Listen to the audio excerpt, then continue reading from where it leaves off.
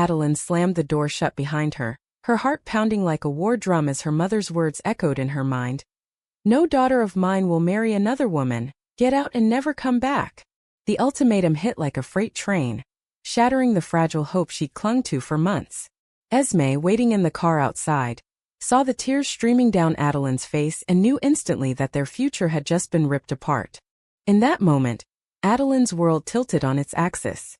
She had always known her family was conservative, rooted in the small-town values of suburban Ohio, but she never imagined her own mother, the woman who had raised her with scraped knees and bedtime stories, would draw such a hard line. As she slid into the passenger seat, her hands trembling, she whispered to Esme, "It's over." She said, "If we go through with it, I'm dead to her."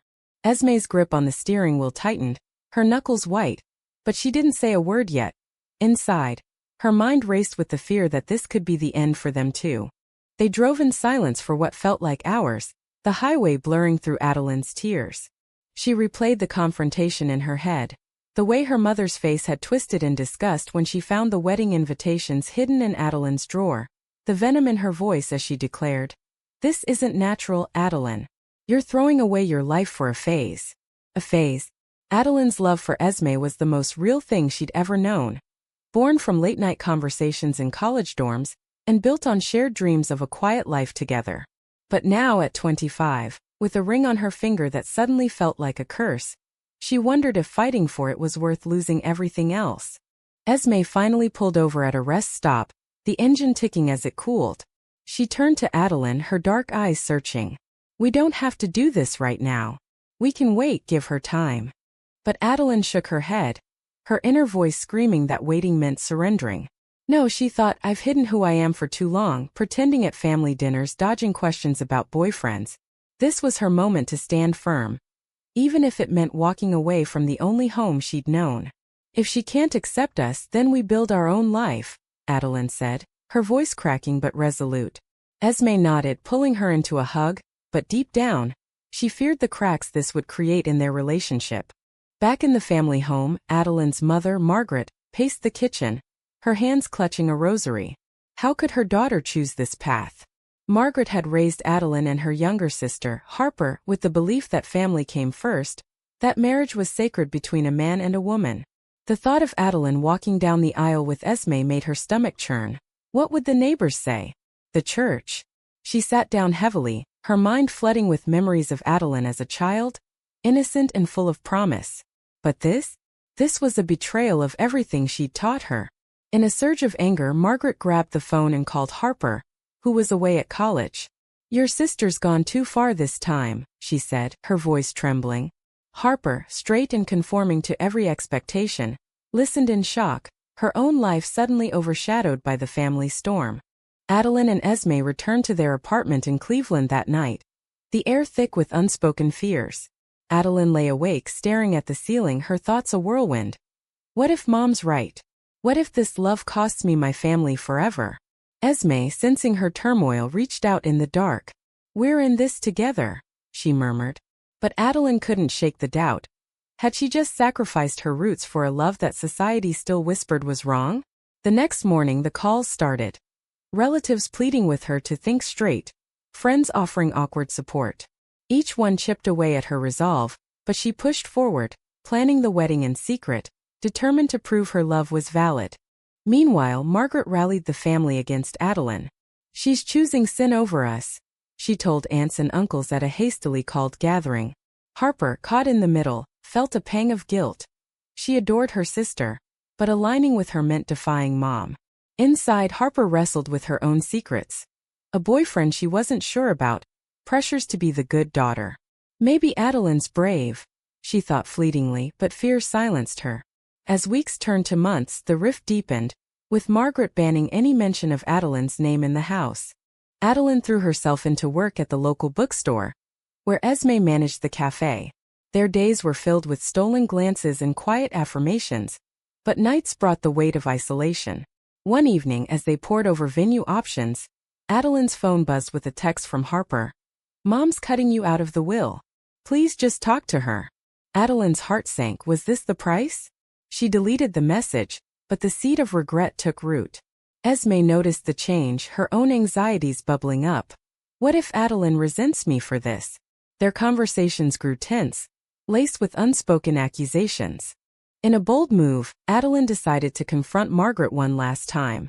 She drove home alone, her mind racing with what-ifs. Knocking on the door felt like facing Judgment Day. Margaret opened it, her face a mask of stone. "What do you want?" she spat. Adeline poured out her soul. "I love her, Mom. Why can't you see that?" But Margaret's response was ice-cold. "Because it's not right. And if you marry her, you're no longer my daughter." The door slammed, leaving Adeline shattered on the porch. Driving back, tears blinded her. Had she lost her mother forever? Esme waited anxiously, her thoughts tormented. "I'm the reason for this pain." When Adeline returned, broken but defiant, they held each other, vowing to proceed. But the damage was done. Cracks formed in their foundation, invisible but growing. As invitations went out to a select few, Adeline couldn't ignore the emptiness where family should be. Was love worth this exile? Years passed like shadows in a dimly lit room, each one etching deeper lines of resentment and longing into Adeline's heart. The wedding never happened. Not because they didn't love each other, but because the pressure cracked them wide open. Esme, unable to bear the constant family siege, suggested they postpone indefinitely, and Adeline, exhausted from the fight, agreed. But that agreement felt like a surrender, and soon small arguments escalated into full-blown wars. "You blame me for losing your family," Esme accused one night, her voice raw. Adeline denied it, but deep inside, a voice whispered the truth. Maybe if Esme weren't a woman, none of this would have happened. They broke up 6 months later, in a storm of tears and slammed doors. Adeline moved to New York City, seeking anonymity in the bustling streets, while Esme stayed in Cleveland, burying herself in work. Adeline's new life was a facade, successful in publishing but hollow without love. She dated sporadically, always women, but each relationship echoed the loss of Esme. Nights alone she tormented herself. Did I give up too easily? Was Mom's rejection the real villain? Or my own cowardice? Back home, Margaret reveled in what she saw as victory. "See? It was just a phase," she told Harper, who had graduated and was now engaged to a respectable man named Tyler. Harper nodded outwardly, but inside she seethed. Watching Adeline's exile had awakened something in her. A quiet rebellion against the family's rigid mold. What if Adeline was right? She wondered during sleepless nights. But fear kept her silent. She had her own wedding to plan, a traditional affair that Margaret micromanaged with glee. Adeline heard about Harper's engagement through a mutual friend, the news hitting like a gut punch. She scrolled through social media, seeing photos of the family together, smiling as if she never existed. The pain fueled her isolation. She stopped answering calls from old friends, convinced they pitied her. In therapy, she unpacked the layers. The societal stigma that made her question her worth, the moral dilemma of choosing love over blood. Was it ethical to force my family to accept me? She asked her therapist. The answer was murky, leaving her more conflicted. One day, a package arrived at Adeline's door. Old wedding plans from her time with Esme, forwarded by a well-meaning cousin. Flipping through the pages, venue sketches, dress ideas, vows she'd written, tears fell freely. She remembered the joy of planning, tainted now by betrayal. Why had Mom fought so hard against it? Adeline's mind raced. Perhaps it was fear, not hate, fear of losing control, of facing a world that challenged her beliefs. But understanding didn't erase the hurt. Meanwhile, Esme had moved on, or so she told herself. She dated a few women, but none compared to Adeline.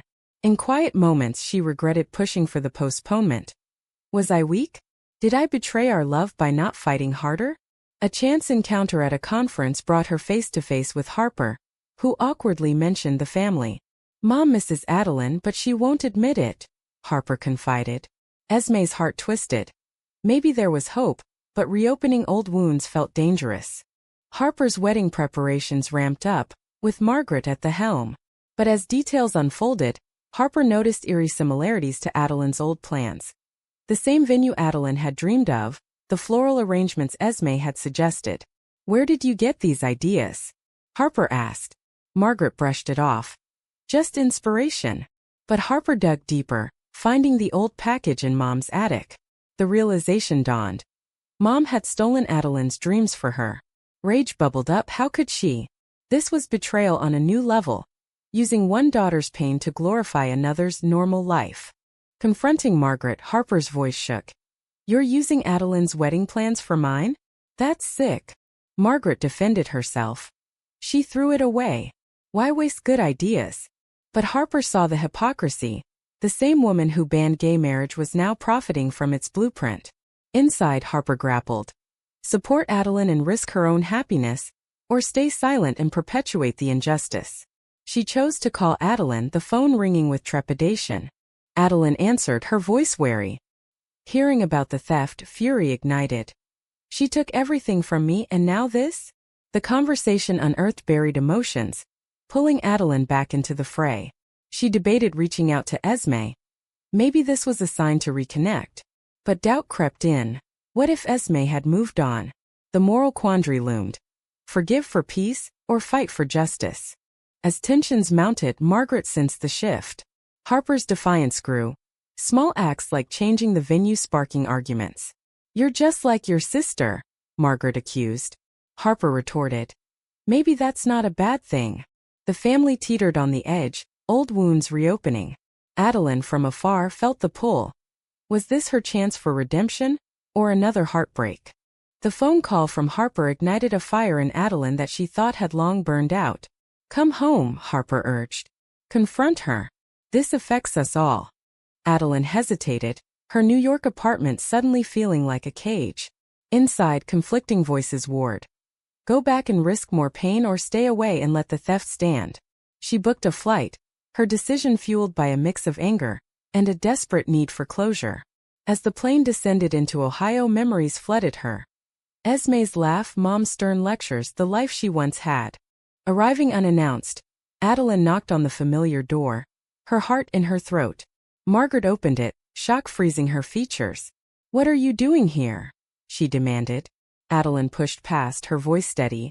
I know what you've done with my wedding plans. The living room became a battlefield, with Harper watching from the sidelines. Margaret denied at first, then justified. You abandoned them. Harper deserves a perfect day. Adeline's rage boiled over. You banned me from having that day. Now you're giving it to her because she's straight. The accusation hung heavy, exposing the deep-seated bias. Margaret's facade cracked, tears welling. I was protecting you from a mistake. But Adeline saw through it. This was about control, about fitting into society's mold. Inside, Margaret wrestled with guilt. Had she driven her daughter away out of fear? The confrontation escalated, voices rising as old grievances poured out. Harper interjected. Mom, you're wrong. Love is love. The words stunned Margaret, her good daughter turning against her. In that moment, Harper paid the price, Margaret's cold stare, the threat of disownment. Adeline left the house shaken but empowered. She drove to Esme's old address, heart pounding. Esme answered, time having softened her features but not the spark in her eyes. Adeline, she breathed. They talked for hours, rehashing the past. I never stopped loving you, Esme confessed. Adeline felt the pull, but caution held her back. Rekindle and face the same battles? Or walk away wiser? Their conversation turned intimate, not physically but emotionally, admitting faults, the ways they'd both failed.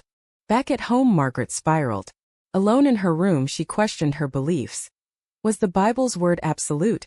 Or had she twisted it to justify prejudice? The moral dilemma gnawed at her. Admit wrong and lose face, or double down and lose both daughters? She called the pastor, seeking validation, but his words offered no comfort. Meanwhile, Harper canceled wedding vendors, her engagement straining under the drama. Tyler supported her, but she wondered, am I sacrificing my future for Adeline's justice? Adeline and Esme met again the next day, walking in a park where they once dreamed of vows. What if we try again? Esme asked tentatively. Adeline's mind raced. Society had evolved somewhat, but family wounds lingered. They decided to take it slow, but the spark reignited hope. News of their reunion reached Margaret via Harper, triggering a meltdown. Not again, Margaret thought, panic rising. She plotted to intervene, calling relatives to rally support against Adeline's influence. The family gathering turned chaotic. Aunts and uncles arrived, expecting unity for Harper's wedding, but found division. Adeline showed up with Esme, a bold statement. Accusations flew. "You're destroying this family," one uncle shouted. Adeline countered. "No, intolerance is." Esme stood firm, her presence a quiet defiance. Harper defended them, losing allies in the process. The evening ended in tears, with Margaret isolated, her control slipping. Inside, Adeline questioned her choices. Was dragging Esme back into this fair? Esme too doubted. Am I strong enough this time? As they left, hand in hand, the weight of societal judgment pressed down. Whispers from neighbors, stares in town. But for the first time, Adeline felt a glimmer of triumph. Margaret, alone that night, faced her reflection. The woman staring back was a stranger, hardened by fear. She debated reaching out, but pride held her back. Harper moved out temporarily, staying with Tyler, her own life in turmoil. Was standing up worth this chaos? She pondered. The ripple effects spread, testing everyone's morals. Adeline and Esme returned to New York together. A tentative new beginning. But the past clung like a shadow, promising more conflicts. As Harper's wedding approached, altered and strained, the family teetered on collapse. Would reconciliation come, or final fracture? With Harper's wedding just weeks away, the altered plans mocked Adeline's stolen dreams. She and Esme settled into a rhythm in New York, but calls from Ohio pulled them back. Harper pleaded, "Come to the wedding. Show Mom she can't win." Adeline agonized. Attend and face rejection or boycott and deepen the divide. Esme urged caution. This could break us again. But Adeline saw it as a stand for herself, for them, for every marginalized love. They decided to go, a decision heavy with potential fallout. Arriving in town, tension crackled like electricity. Margaret avoided them at the rehearsal dinner, her eyes darting away. Relatives murmured, judgments veiled in politeness. Adeline felt exposed, her inner monologue relentless. Why am I here begging for scraps of acceptance? Esme squeezed her hand, her own fears mirroring. What if this ends in humiliation?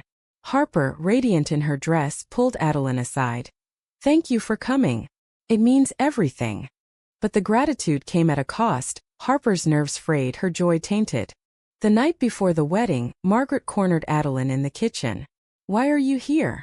To ruin Harper's day. Adeline's response was measured. No, to show that family includes me too. The exchange unearthed raw emotions, Margaret's tears, Adeline's resolve. Inside, Margaret battled. Admit her bigotry or cling to it. She chose silence, but the seed of doubt grew. Wedding day dawned, the church filled with guests oblivious to the undercurrents. As Harper walked down the aisle, Adeline watched from the back, Esme beside her. Envy flickered, this should have been us. But pride in Harper swelled too. During the reception, toasts flowed, but Margaret's was pointed. To traditional love that lasts. The dig stung, prompting Esme to whisper, "Let's leave." Adeline stayed, determined. A confrontation brewed when a drunk uncle approached. You two shouldn't be here. This is a holy union. Adeline stood tall. Love is holy no matter the form. The scene escalated, guests dividing. Harper intervened. Enough. Adeline is family. Margaret watched, horrified. Her perfect daughter defending the sinner. In that moment, Margaret's world crumbled. She fled to the bathroom, sobbing.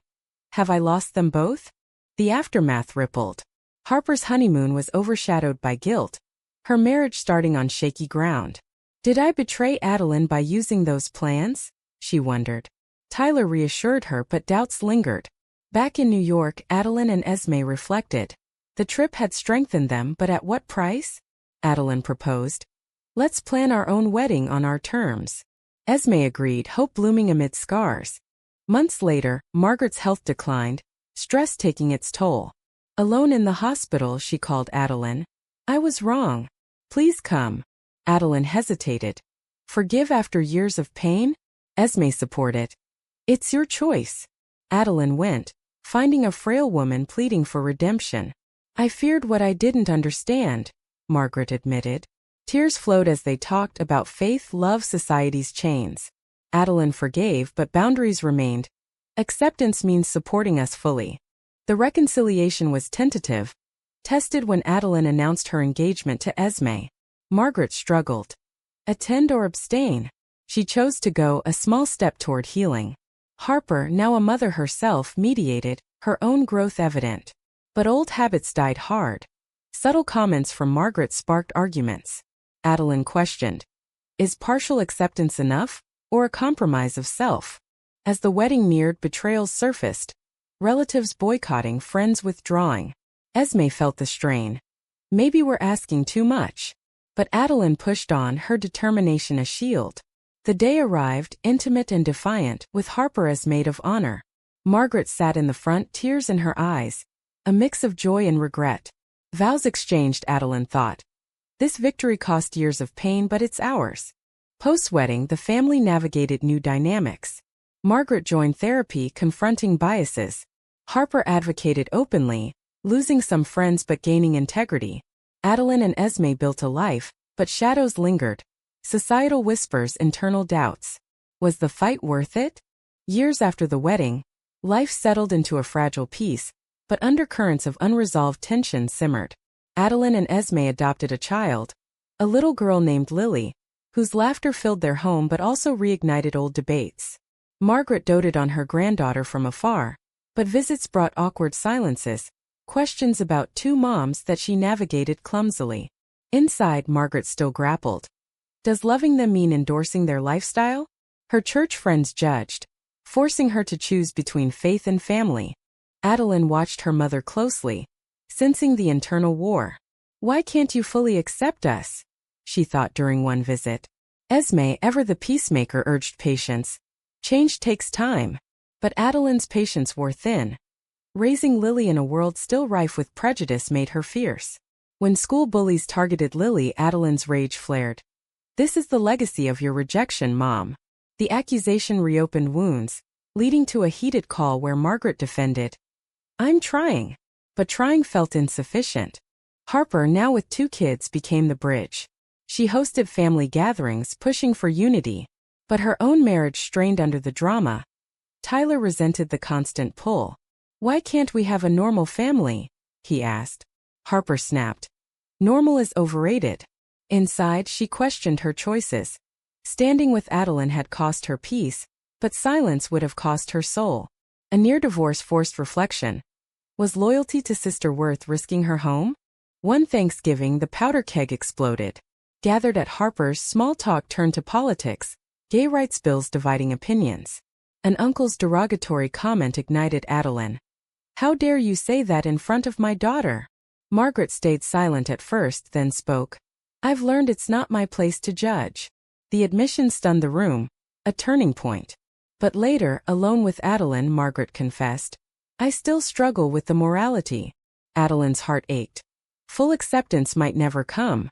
Esme, observing, felt the toll on their marriage. We're strong, but this wears us down, she admitted. They sought counseling, unpacking the cumulative damage, betrayals, sacrifices. Adeline realized. Love demanded ongoing fights, not just one victory. Lily's innocent questions. Why doesn't Grandma like us? Pierced deepest, prompting Adeline to limit contact. The decision hurt but protected. Margaret, facing isolation, joined a support group for parents of LGBTQ+ kids. Stories of loss and redemption mirrored hers, chipping away at prejudices. She wrote a letter to Adeline. I was wrong to ban your love. I stole your plans out of spite. Forgive me. Adeline read it through tears, a mix of relief and skepticism, responding, forgiveness is earned through actions. Margaret attended Pride events awkwardly, a gesture of effort. As Lily grew, the family evolved. Harper's advocacy extended to her community, teaching tolerance. But scars remained. Adeline's trust issues, Esme's quiet resentments. A family crisis, Tyler's accident, united them, revealing bonds beneath the fractures. In the hospital, Margaret held Adeline's hand. I'm proud of you. The words long awaited healed a piece. Yet perfection eluded. Societal pressures persisted. Laws changing but hearts slower. Adeline reflected on the journey. The shocks, betrayals, awakenings. Had the pain forged stronger souls? Or broken them irreparably? In the end, as they gathered for Lily's birthday, Laughter mixed with underlying tensions. Life's drama continued, a testament to the costs of authenticity. But in quiet moments Adeline knew. They'd chosen love, paid dearly, and emerged resilient. Was it right for Margaret to repurpose Adeline's wedding plans? Or did that act cross an unforgivable line of betrayal?